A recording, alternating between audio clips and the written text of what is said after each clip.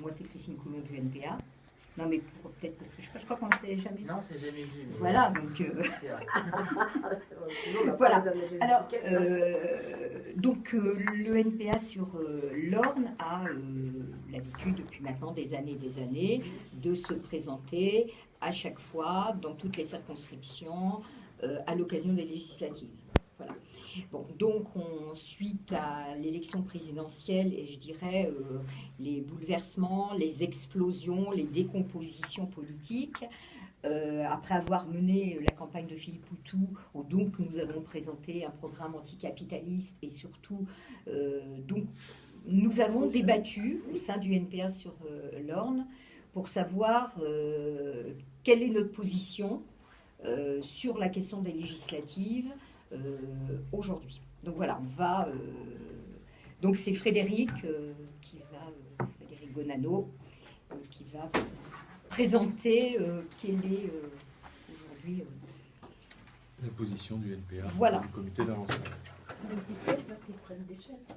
Voilà, puisque je préciserai que quand même nationalement, il a été décidé de présenter des candidatures là où les comités penseraient qu'il est nécessaire, utile pour leur construction, etc. Donc on a toute indépendance de choix, de position. Donc j'attaque. Donc, au regard de la séquence électorale et de ses nombreux retournements de situation, le nouveau président semble être le grand gagnant d'un concours de circonstances. Le vainqueur du premier tour, après une campagne à multiples rebondissements, qui a vu le renoncement de Hollande, l'élimination de Valls à la primaire, la dégringolade de Hamon et l'affaiblissement d'un Fillon donné grand gagnant, Macron a pu bénéficier à plein du Front républicain pour battre le FN. Pour autant, il était, avec Hamon, un des représentants du quinquennat Hollande. On peut définir ainsi 1 million de chômeurs en plus, une dette de 2208 milliards d'euros, 10 millions de smicards, 10 millions de personnes en état de survie économique, 2 millions de disparus administratifs, près d'1 million de sans-abri, une inégalité sociale approfondie, une explosion du racisme, une islamophobie généralisée dans la société, une classe politique gangrénée par la corruption, des médias menteurs manipulateurs, réduction drastique des libertés, pas tout ça. Un interventionnisme en matière de politique étrangère, un pays aliéné par Bruxelles, Washington et l'OTAN, du terrorisme sous faux drapeau, voire sous les auspices de l'État, une popularité à 4%, une gauche à moins de 30%, et pour finir un PS à 6%, premier tour de la présidentielle. Macron n'en reste pas moins le candidat de la bourgeoisie. Les relations qu'il a nouées dans sa fulgurante carrière, tant dans le privé que dans le public, ont vu en lui la figure parfaite d'un grand commis de l'État et du banquier d'affaires, idéal pour faire le job. Car Macron, comme il aime à le répéter, a un projet, celui du néolibéralisme. Et tel le premier DRH de France, il compte bien le mener jusqu'au bout. Sa volonté de casser de nouveau le code du travail, de manière par ordonnance, et dès cet été, s'inscrit dans cette optique. Pour parvenir à ses fins, le nouveau président ne compte pas s'embarrasser ni de dialogue social, ni de débat parlementaire, et surtout espère ainsi prendre de court tout mouvement social en appliquant la stratégie du choc. Et il ne s'agit que d'un début, car dans ses premières mesures figurent également la suppression des cotisations salariales, le plafonnement des indemnités en cas de licenciement abusif, l'étatisation de l'assurance chômage, la suppression de 120 000 postes dans la fonction publique, bref, une cure d'austérité assurée, une privatisation des profits et une socialisation des pertes. Mais pour faire passer de telles mesures, le nouveau président risque de se retrouver confronté à un déficit de légitimité. Derrière les 66% de voix pour Macron se cache une autre réalité. Si l'on retire les votes blancs, nuls et l'abstention, seul 43,6% du corps électoral s'est exprimé en sa faveur, chiffre auquel il faut encore retirer toutes celles et ceux qui ont seulement voulu faire barrage au Front National. Les législatives sont donc un enjeu crucial pour le nouveau président. Certes, il dispose des commodes et autoritaires institutions de la Ve République, ordonnance 49.3, d'un solide appareil d'État et d'un appareil de répression renforcé dans le cadre de l'état d'urgence, mais pour en bénéficier pleinement, il lui faut une solide majorité. Face au risque d'une assemblée fragmentée entre les forces politiques ayant fait les 4 plus hauts scores au premier tour de la présidentielle, donc En Marche, le Front National, les Républicains et France Insoumise, le nouveau président risque de se retrouver sans majorité absolue. La nomination d'Édouard Philippe, Premier ministre transgressif de droite 100% assumé, et de son gouvernement vise alors à essayer de rassembler autour de lui une partie du PS lui mangeant déjà dans la main, les centristes et une partie des Républicains. Cette majorité présidentielle rassemblera en réalité tous ceux qui, depuis des années, cherchent à nous faire avaler la pilule de l'austérité et à appliquer des mesures néolibérales. Reste à savoir combien de temps une si fragile alliance pourra tenir avec un pouvoir si peu légitime et dans le cadre d'un système à bout de souffle. Une telle fragilité du pouvoir, dans un contexte de rejet de la politique institutionnelle, avec un président qui tentera par tous les moyens d'imposer son programme néolibéral, risque fort de mener à une crise politique et sociale majeure. Avec le FN en embuscade, il est plus qu'urgent de reconstruire un mouvement ouvrier organisé, de renforcer les outils d'action collective et de créer un front social et démocratique qui permette de s'opposer concrètement au nouveau gouvernement. Nous voulons porter l'idée d'un élargissement et d'un dépassement des forces de l'extrême gauche et de la gauche radicale, mais aussi et surtout la convergence des forces inorganisées des luttes du salariat, mais aussi de celles pour l'égalité des droits et celles des nouveaux terrains comme la justice climatique. Il y a urgence à l'unité de notre camp social, pas un pseudo-front républicain aux contours diffus et confus, aux contours confus et confusionnistes, mais un front uni de résistance sociale et politique. Alors que nous savons les dangers qui nous menacent et exigent notre unité, notre camp social est en effet divisé et affaibli. L'unité est indispensable, et une unité réelle. Pas une unité sans contenu ou une unité de circonstances, pas une soi-disant unité faite de petits arrangements et de petits calculs politiciens qui donnent à la fin de petits résultats électoraux. Et les calculs politiciens qui aussi désorientent et démobilisent et qui alimentent le rejet de la politique quand ce n'est pas de la démagogie du tous pourri du FN, qui lui est bien pourri, par contre. Une unité de notre camp social, la vraie gauche, dans les urnes, mais aussi dans les luttes, sur le terrain, dans les services, les entreprises, la rue. Là où on peut créer un rapport de force capable de faire face aux dangers annoncés. Nous avons besoin d'une unité réelle, c'est-à-dire sur des bases claires, notamment en totale indépendance à l'égard des partis qui mènent la politique du MEDEF et de la finance, y compris le PS ou ce qu'il en reste. Et une unité avec un contenu autour d'un programme et d'un certain nombre de mesures pour faire face aux urgences sociales, écologiques, démocratiques. Une autre répartition des richesses, l'augmentation des salaires, des pensions, des minima sociaux, travailler moins pour travailler toutes et tous, la défense de l'environnement, une véritable démocratie, et d'autres. Nous avons de sérieux désaccords entre nous à la gauche de la gauche, mais nous appartenons au même camp social et avec de nombreux points d'accord. Il ne s'agit ni de nier ni de taire nos différences, mais elles ne devraient pas faire obstacle au moins déjà à une discussion entre tous pour essayer d'aboutir à la proposition commune de mesures d'urgence sociale, écologique, démocratique et économique. Malheureusement, et il faut le dire sans langue de bois, il y a trop de calculs politiciens, de postes, de boutiques, trop de volonté hégémonique qui empêchent un véritable échange constructif pour notre camp social. Vous connaissez la situation.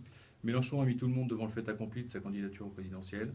Dans la continuité, France Insoumise a décidé seule, unilatéralement, de se présenter partout aux législatives, sans en discuter avec qui que ce soit, y compris avec ses anciens alliés du front de gauche. Le PCF a lui aussi annoncé depuis un certain temps ses propres candidats. Europe Écologie aussi, en alliance parfois avec le PS, ce qui est une catastrophe. LO aussi, qui refuse toute alliance et même toute discussion. On sait que les discussions au niveau national entre France Insoumise et le PC n'ont pas abouti. Honnêtement, dans ces conditions, on voit mal comment il serait possible maintenant de redresser la barre et de s'engager dans des discussions qui pourraient mener à un véritable accord. Néanmoins, de notre côté, nous restons prêts pour les discussions. Mais nous disons clairement, nous ne tenons pas particulièrement à ajouter inutilement, ici, dans ces législatives, de la division à la division. C'est pourquoi, dans l'ordre, le NPA ne présentera pas de candidat aux élections législatives. Quoi qu'il arrive, il faudra tirer les bilans et préparer l'après-élection et nous préparer à l'offensive réactionnaire. Et là, nous aurons besoin de toute notre unité, tout particulièrement de notre unité dans l'action, dans la lutte. Aussi, après cette séquence électorale, nous allons nous adresser à l'ensemble des forces progressistes de la gauche de gauche afin de reconstruire l'unité de notre camp et de constituer un front uni de résistance sociale et politique. On l'a vu il y a un an au moment de la loi travail, les possibilités de résistance existent, mais il faut tracer les perspectives politiques dans ces luttes pour leur permettre de s'amplifier et de contrer jusqu'au bout l'offensive antisociale et réactionnaire. Voilà, c'est la décision qu'on a prise après un débat entre nous pour voir qu'effectivement l'isolement et chacun pour soi, c'est aussi dérouler le tapis rouge pour le Front National. Voilà, donc aussi.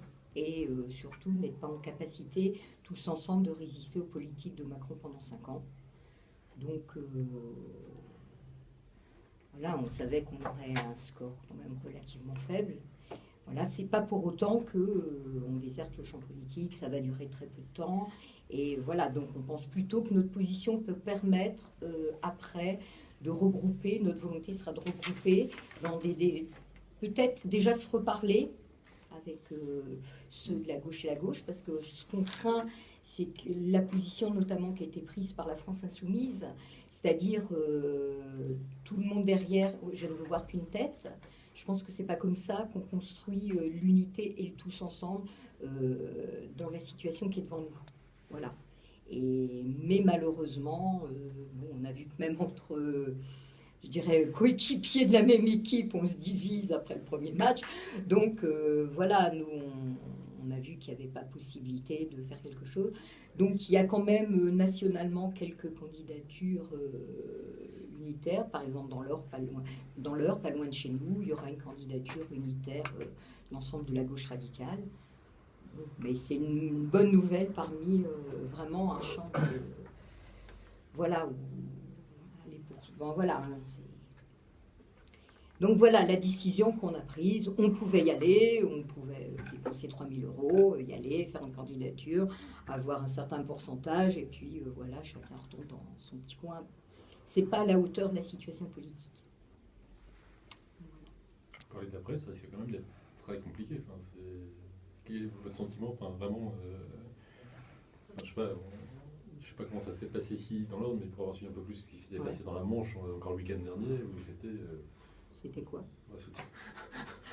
Je sais pas quel qualificatif employer, mais voilà. Au niveau du nombre de candidatures? Non, la mésentente, on peut appeler ça comme ça, entre la France insoumise, PCF, parce que ça va être compliqué de recoller les morceaux. Enfin, ça peut sembler compliqué en tout cas. Oui, et puis le problème de cette division électoraliste, c'est que ça ne va pas permettre, je dirais, dans les luttes, l'unité. Ça risque d'être un frein parce que ça laisse des traces après entre les militants, entre les organisations. Et donc, voilà, je pense qu'on a décidé de ne pas participer à un jeu qui n'en valait pas la peine et ce qui était devant nous, quoi. On peut se renforcer. Voilà. Mais par contre, c'est vrai qu'il y a toute une gauche antiradicale à reconstruire parce qu'on a quand même une décomposition du camp de la gauche traditionnelle. Et que ce qu'on a dit, c'est que nous, on aurait pu penser qu'une candidature à la gauche de la gauche puisse être utile, malgré des divergences qu'on a exprimées lors de la campagne, avec notamment Mélenchon. Il n'y a pas d'ambiguïté sur notre... Donc, sur la question, parce que vous allez peut-être me la poser, sur la question du second tour, du premier tour, pardon, du premier tour, ben voilà, on estime que les électeurs, entre les propositions qu'ils leur feront à la gauche de la gauche, choisiront en leur âme et conscience. Dans les jours à venir, vous n'allez pas... Voilà, on a donné notre position. Vous savez que la campagne va être très rapide. Très rapide. Bon, voilà, je pense que par rapport au nombre de candidatures qu'il va y avoir, il y aura très peu de lisibilité des petites candidatures, contrairement à ce qui s'est passé au présidentiel. Donc, et puis par rapport au profil politique qu'on veut avoir, voilà, on a fait ce choix-là. Mais vous ne soutenez pas clairement... On ne soutient personne. On laisse les électeurs qui se sont positionnés sur Philippe Poutou. Il y aura la candidature Lutte ouvrière de la France insoumise et du PCF. Les gens d'aller voter, de s'abstenir ou de ne pas prendre part au vote. Voilà. Enfin, bon, il n'y a pas de position officielle. Moi, ça, c'est ma position. Vous appelez peut-être justement un regroupement de toutes les sensibilités de la gauche. Après la période électorale, justement. Oui. Dans les périodes électorales. Comme vous disiez, il y a des tensions dans le cadre justement de ces élections. Okay. Une fois que le cap sera passé, on pourra partir sur... Là, on sera justement sur le terrain des luttes et ce ne sera pas la même chose. Okay. On n'est pas dans une discussion... on sera plus dans une discussion d'appareil. Mais je veux dire, ne pas vous présenter, ça veut dire aussi donner plus de poids à d'autres candidatures de la gauche. Voilà, on a conscience de notre poids au niveau électoral. Ouais. Non, mais le véritable objectif, c'est ça, c'est de pas... c'est quoi en fait? C'est de ne pas brouiller le message chez les électeurs, de leur dire... d'aller voter tout simplement pour, je sais pas, la France. C'est pas une question de brouiller le message, puisqu'on s'est présenté au présidentiel parce qu'on estimait qu'on avait des différences, des choses différentes à dire des autres candidats, ce qui a été fait. Voilà, bon, avec le succès que l'on a vu. Mais voilà, aujourd'hui, les législatives, ce n'est que la suite des présidentielles. Voilà, on sait qu'il y a des raisons parfois financières de certaines organisations de se présenter pour récupérer de l'argent pour le financement public. On sait très bien que vu le score qu'on a fait au présidentiel, on ne récupérera rien. Donc déjà financièrement, il faut quand même le dire, se présenter aux élections, c'est un certain coût. Pour certains, il y a eu un retour sur investissement. Bon, pour notre cas, ça ne serait pas le cas. Donc d'un point de vue politique, voilà, on a fait la campagne de Philippe Poutou, on a été présent, on a organisé un meeting. Et aujourd'hui, peut-être qu'heureusement qu'il y a le NPA localement qui permettra de remettre tout le monde autour de la table et dire, bon, voilà, on arrête ce jeu. Et puis, je dirais, à un moment donné, on ne reconstruira pas avec seulement une seule tête et les autres qui ne doivent pas dépasser. Je pense que c'est pas ça ce qu'est la gauche radicale. Sinon, je crains que dans 5 ans, on n'ait pas les capacités de proposer une autre alternative politique de la gauche face au Front National, parce que c'est quand même ça aussi l'enjeu. Hein. Alors, cette gauche radicale, pour vous, ça va d'où à où, enfin, jusqu'à Benoît Hamon ou... Donc ça va bien avant quand même. Oui. Bon, déjà, c'est ce qu'a dit Frédéric dans son intervention, c'est déjà tous ceux qui se sont mobilisés contre la loi travail. Ça exclut même les frondeurs. Parce que, si je me rappelle, ils n'ont jamais voté contre la loi. Ils ont accepté le 49.3 puisqu'ils n'ont pas présenté une motion de défiance. Et en plus, pour certains, on les a guère vus dans les mobilisations. Voilà. Après, la résistance se fait sur des luttes. Après, ceux qui se retrouveront dans les luttes, le tout, c'est de construire des luttes et des convergences. On a devant nous la justice climatique, la question du droit du travail, les questions scolaires, hein, puisqu'on a quand même un ministre de l'Éducation nationale profondément libéral qui donc projet de renforcer ou de faire l'autonomie des établissements, ce qui n'est pas du tout pour l'égalité des chances. Voilà. Donc on a un tas de travail. Le mieux, c'est d'être tous ensemble face à nos adversaires. On a quand même un gouvernement aujourd'hui où les tenants du patronat sont quand même les majoritaires, hein, on le voit. Et donc à nous maintenant de reconstituer un rapport de force. Voilà. Donc on n'est pas les seuls à ne pas se présenter, puisque même En Marche ne se présente pas sur notre circonscription. Vous le savez, donc vous voyez... Les raisons sont peut-être pas les mêmes. Oui, mais ça prouve, ce qui prouve dans la situation actuelle qu'au moins les élections ont rendu une transparence sur ce qu'était la gauche et la droite. Puisque pendant toute une période, le PF pouvait se dire de gauche, avec ce qui même se dire parti socialiste, alors qu'il menait une politique de droite. Aujourd'hui, on voit quand même que certains de ses représentants sont clairement compatibles avec Macron, parce que En Marche n'investit aucun candidat sur la circonscription, et visiblement, il y a 2 candidats compatibles avec Macron, c'est-à-dire Wamier et Pueyo. Donc une partie de la droite et une partie et le Parti socialiste local. Voilà, donc au moins, voilà, donc on vous a quand même invité pour vous dire qu'on ne se présentait pas, mais c'est pour ça que je n'allais pas vous faire tout à l'heure. Très bien.